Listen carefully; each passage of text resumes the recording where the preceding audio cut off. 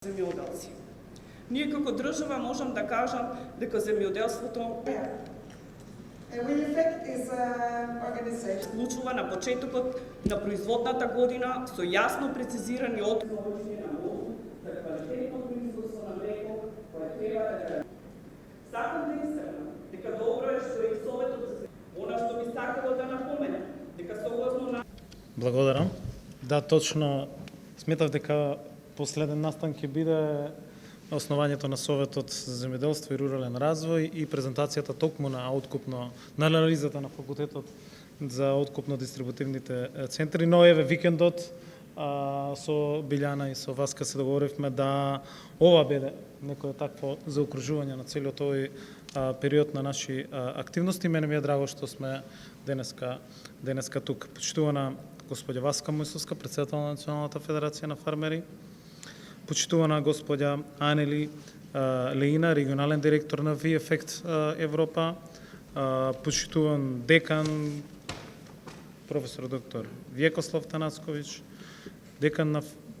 Факултетот за земјоделски науки и храна, почитувана представничка на шведската амбасада Џартова Петровска, почитувани директори на институциите во секторот, директорот на платежната агенција Бабовски, на Агенцијата за храна и ветеринарство Зоран Атанасов, на Агенцијата за поддршка на развој на земјоделството, директорот заменикот е тука, почитуван останати гости, представници од Хрватска, експерти, почитувани фармери, земјоделци. Навистина ми беше драго што како што кажав да се договориме еве да земеме учество и на овој денешен настан посветен на организираното земјоделство како најважен услов за сигурен пласман на земјоделските производи. Благодарност до Националната федерација на фармери, со која што имаме одлична соработка во изминатиот период и која учествува во подобрувањето на диалогот, како што кажавте, помеѓу фармерите и институциите кои што се вклучени во целокупниот сектор. Очекувам дека и во останатиот период раководството на Министерството ќе ја продолжи, зајакне и избогати оваа соработка. Воедно би сакал да изразам голема благодарност до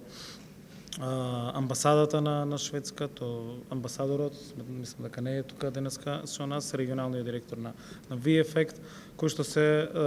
дели како коорганизатори на овој настан, кој што е исклучително важно за нашата земја, на која е повеќе од потребно договорното производство за надминување на проблемите со пласманот со кој што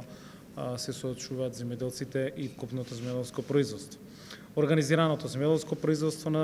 за земјоделците значи сигурен пласман за откупувачите, сигурна суровина и исполнување на договорите со странските партнери. Следејќи ги трендовите на понуда и поборувачка на светските берзи, земјоделците и откупувачите преку договорното производство заеднички можат да го организираат производството, да направат план за потребните количини и квалитетот, а со единствена цел да се спречи појава на вишок на земјоделски производи. Затоа од исклучително значење е заеднички да работиме на создавање на цврсти партнерски односи помеѓу земјоделците и откупувачите, бидејќи тие зависат едни од други. Обезбедувањето на откуп за земјоделските производи е клучна алка во процесот на производството. Не можеме да зборуваме за развиено земјоделско производство ако немаме современи откупно-дистрибутивни центри. Организацијата на откупот се од исклучително значење за земјоделските производи кои важат за лесно расипливи. Изминатите години сме сведоци дека поради неорганизираноста на производството речиси секоја година се соочуваме со вишок на производи кои нема каде да се пласират. За надминување на овие проблеми од круцијално значење е воспоставување на договорното производство помеѓу земјоделските производители од една страна и откупувачите и преработувачите од друга страна. Министерството изминатите 2 години интензивно работеше на развој на политики и мерки со кои што ќе обезбедиме услови за сигурен откуп и пласман преку националните програми, но и преку ИПАРД програмата. Оно што во оваа прилика може да го кажам, за прв пат оваа година во програмата за рурален развој, токму како резултат на анализите од минатата година за анализите на вишоците на производи, предвидени се 4,5 милиони евра како мерка за предфинансирање токму на вакви капацитети, За истата се во постапка измените на Законот за земјоделство и рурален развој и носењето на подзаконските акти, со што ќе возможиме да овие средства бидат искористени и да оваа нова мерка биде ставена во функција како една од концептот или една од синџирот на мерки.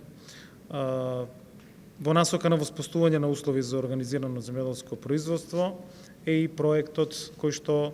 оваа година започна, е финансиран преку ИПА структурата, тоа е воведување и спроведување на мерки за заедничко уредување на пазарите. Особено ме радува фактот што овој проект и проектната единица заживеа во Министерството. Голем дел од нашите служби и капацитети заеднички со сите вас се на терен, ги прават анализите, ги слушаат фармерите. Имаме добар фидбек од она што на терен како подготовка на самиот проект се прави и навистина благодарност до делегацијата на Европската Унија, тука и Коста, за ангажманот и за посветеноста. Знам дека одржавме преку 20 состаноци, можеби, исклучително кои што се однесуваат само на почетокот на овој проект кој што е финансиран преку ИПА 2015 и ќе биде една дополнителна вредност во целиот концепт на мерки кои што како институции треба да бидат преземени. Како што кажав, имплементирањето на овој проект е од голема важност за нашето земјоделство, бидејќи неговата реализација на терен ќе придонесе кон зголемување на пазарните можности, економскиот развој и севкупното производство во земјоделскиот сектор. Со овој проект ќе подобриме конкурентноста на земјоделскиот сектор во согласност со барањата за пристапување кон Европската Унија, со што ќе се отворат европските пазари за нашите земјоделски производи. Овој проект има стратешко значење со цел јакнење на позицијата на сите учесници во синџирот на додадена вредност, промоција на договорните вертикални и хоризонтални интеграции помеѓу засегнатите страни. Конкретно со проектот ќе се постигне поврзување на земјоделците со откупувачите, подигнување на договорното производство преку склучување на цврсти договори со кои земјоделците ќе бидат сигурни во откупот и цените, а откупувачите во производите што нив им се потребни. Голем дел од нашата енергија е посветена на ИПАРТ програмата, која што навистина сметам дека сите индикатори покажуваат значаен развој, односно зголемување и во делот на склучувањето на договорите. Ако во една ИПАРТ еден програма се склучија околу 1000 или се реализирани, сега за првиот повик од 2017 година не само што се склучени, туку околу 940 договори веќе е поднесено и барање за исплата до платежната агенција. Особено ме радува фактот што голем интерес покажа мерката 3, која што се однесува токму на преработувачките капацитети, која што беше распишана во јануари, каде што има над 50 апликации кои што ќе бидат одобрени, а со кои што се побаруваат околу 15 милиони евра, веќе над 15 договори крупни се склучени токму во ова мерка. Мерката 7 исто така е многу значена за оваа тема денеска која што збориме. Во тек е реализацијата на првите 23 договори од повикот од 2017 година, а веќе на 1 јуни, односно во понеделникот, минатата недела, ја објавивме најавата за отварање на новиот повик кој што ќе биде после 1 јули за мерката 7 диверсификација и развој на фарми на бизниси, кој што особено исто така ги тангира и преработувачките капацитети, и тоа се околу 10 милиони евра плюс пари кои што ќе стојат на располагање. Особено ме радува фактот што ја завршивме анализата заеднички финансирана и поддржана од Министерството за земјоделство, а која што на повик ја доби Факултетот за земјоделски науки и храна. Учествува 18 професори и сите вклучени засегнати страни, вклучувајќи ги и сите овие организации и асоциации. Знам дека Националната федерација беше вклучена и помагаше во тој дел исклучително. Сметам дека е создадена една добра, исклучително квалитетна анализа преку која што веќе имаме мапирање на локациите на основа на сите анализи, интервјуа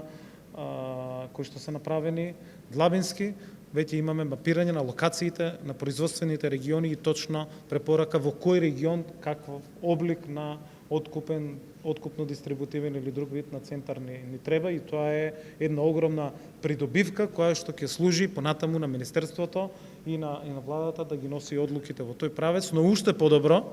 е што времето не го губевме во тој правец, туку паралелно додека се правеше оваа